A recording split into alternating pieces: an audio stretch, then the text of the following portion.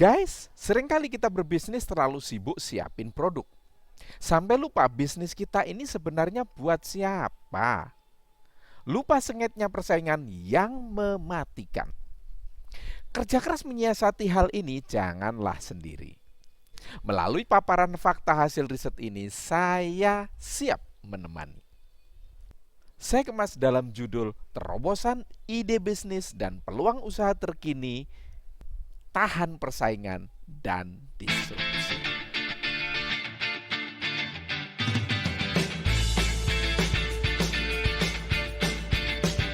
Assalamualaikum warahmatullahi wabarakatuh. Salam sejahtera dan kagum untuk Anda semua yang asik dan seru. Guys, seringkali terutama di awal-awal bisnis yang banyak dipikirkan adalah menyiapkan produk. Sedemikian rupa dengan kepercayaan bahwa produk itu akan laku. Demikian juga, gak jarang yang pengen segera meluncurkannya dengan keyakinan akan banyak yang memburu. Namun demikian, yang sering dilupakan adalah begitu masuk pasaran, kita akan disambar geledek dengan banyak ujian yang menentukan bisnis bisa survive, berkembang, atau gampang bubar, gulung tikar. Dan di zaman digitalisasi, konsumen yang dinamis dengan perubahan perilakunya hingga kompetisi bisnis yang tajam yang mendisrupsi, kondisi ini bisa sangat mengancam eksistensi bisnis terkini.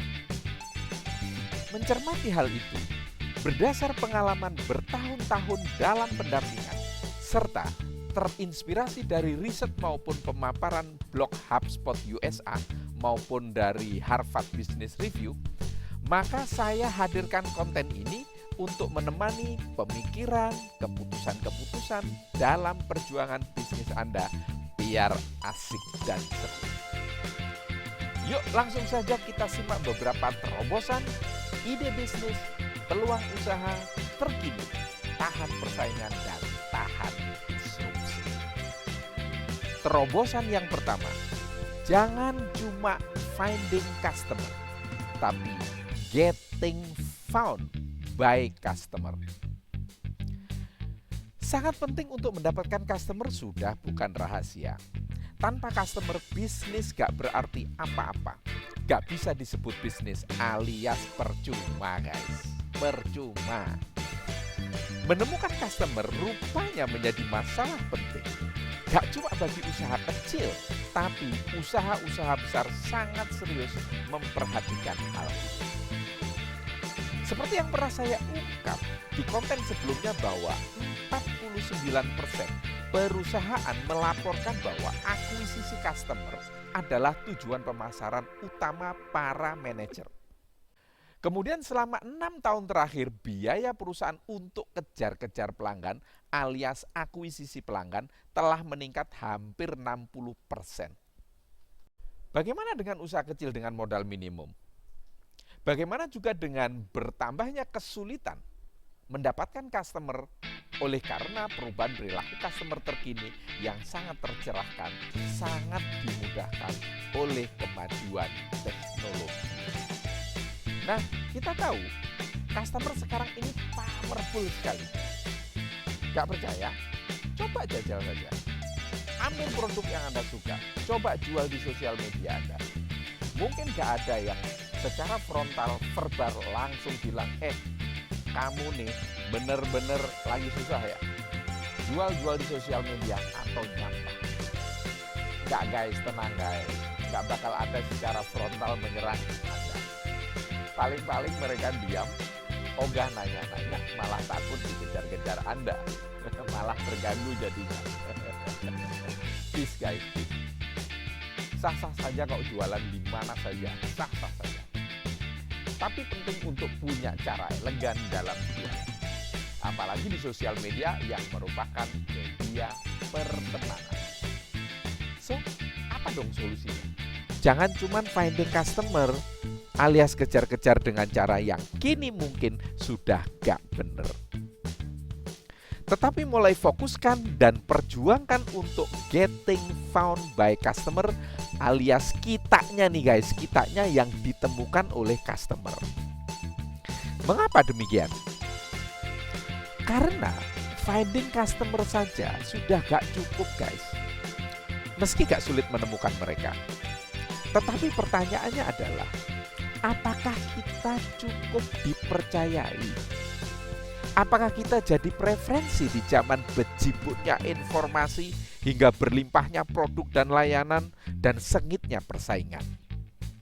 Ditemukan, itu memiliki makna konsumenlah yang mencari-cari kita. Kemudian menemukan kita itu berarti informasi, pengetahuan, edukasi, interaksi hingga alternatif solusi yang kita sediakan di media-media yang kita buat menciptakan kepercayaan dan preferensi. Nah, kepercayaan dan preferensi inilah yang menjadi kunci terjadinya transaksi. Nah, itulah guys konsep dan idenya. Bagaimana menurut Anda? Kasih dong komentarnya atau subscribe saja. Terobosan yang kedua, jangan cuma increasing brand awareness, tapi ya jualan brand. Guys, produk lemah syahwat gak membangun brand yang kuat. Itu jelas. Maksudnya jelas-jelas segera tewas. Gak percaya? Coba deh masukin dagangan ke marketplace seperti Shopee, Bukalapak, Tokopedia, sebuah jalur pemasaran era digital, modern, paten, dan keren men.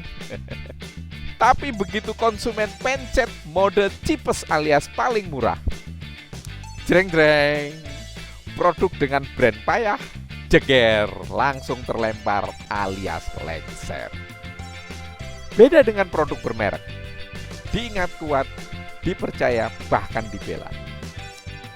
Sehingga konsumen masuk pasar itu sudah dengan preferensi bawa-bawa merek apa yang ia akan cari.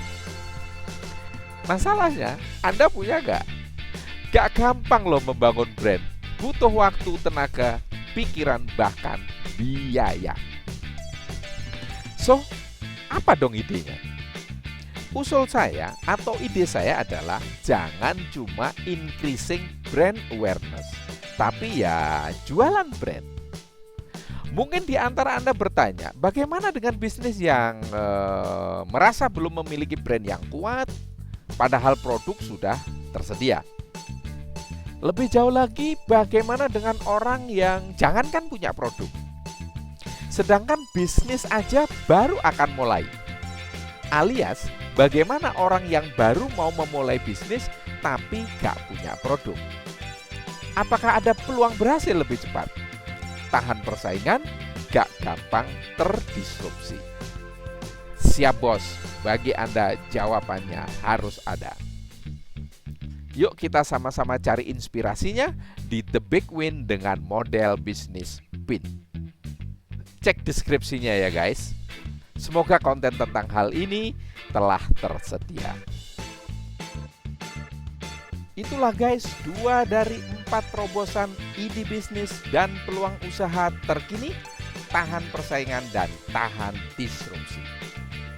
2 lainnya mana? Kita sama-sama simak di bagian kedua. Guys, akhir kata bukan akhir cerita. Terima kasih atas atensi Anda. Sampai jumpa di bagian kedua. Dadah.